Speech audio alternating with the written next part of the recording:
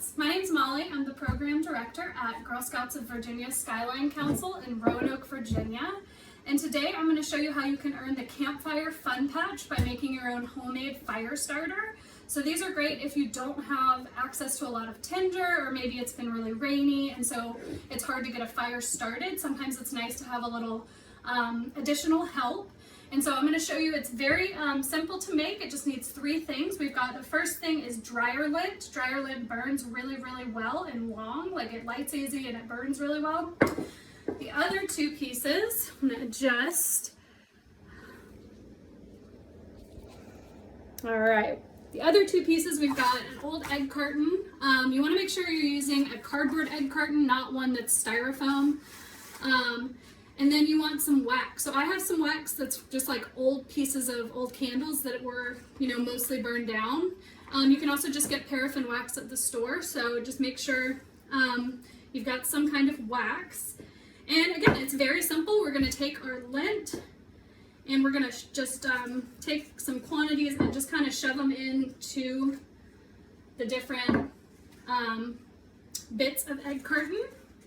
You don't want to shove them too tight. You want a little bit of airflow in there. So just get a little bit in there, just enough to kind of fill the space. And that's just the right amount for all of my egg cartons. And then the next step, get an adult to help you if you need. It's definitely recommended. You're going to melt the wax over top of your egg carton. So you're going to want to melt it into the lint, and so it'll harden up in the lint. And when you're done, you're going to cut it all apart, and I've got a handful of them right here. They're going to look a little something like this. So it's just a little chunk of egg carton. All that is hardened wax, and they're going to light super, super easy in your fire and make for a really nice fire starter. So that is a quick and easy way, and I will show you later how to start the fire with your homemade fire starter. So I hope you enjoyed earning this fun patch. All right, so using a homemade fire starter like this is actually pretty simple. You're just gonna start with it just right in the middle of where you want your fire. You've got one piece of fuel, and normally you'd want very little sticks like this, tinder, lots of them to start your fire. But as you know, you don't always have access to a lot of this, enough to start a fire, or sometimes it's all wet and really difficult to light. So having a homemade fire starter like this is really, really helpful. And so we're gonna start with some bigger pieces, more like kindling, to start our fire and make a fire with our homemade fire starter. So you're gonna set them up all around that fire starter. You don't want to have too many because you want to make sure there's enough airflow.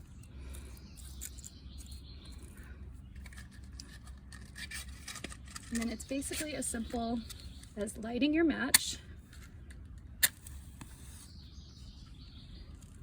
and lighting your fire starter, because like I said, they light very easily and they actually burn for a long time, which really helps. I like to light a few spots on the fire starter just to ensure that it really gets going.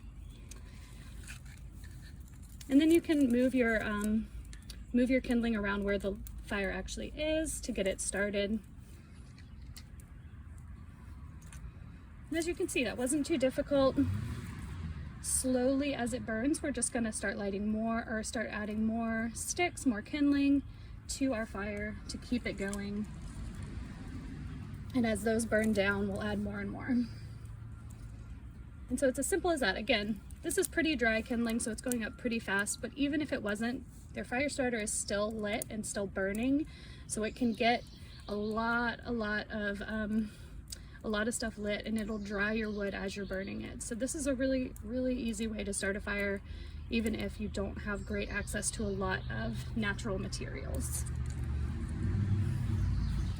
And again, you'll just keep on adding as you go and grow your fire that way. And eventually this fuel back here will catch on fire as well. All right, well, thanks for joining.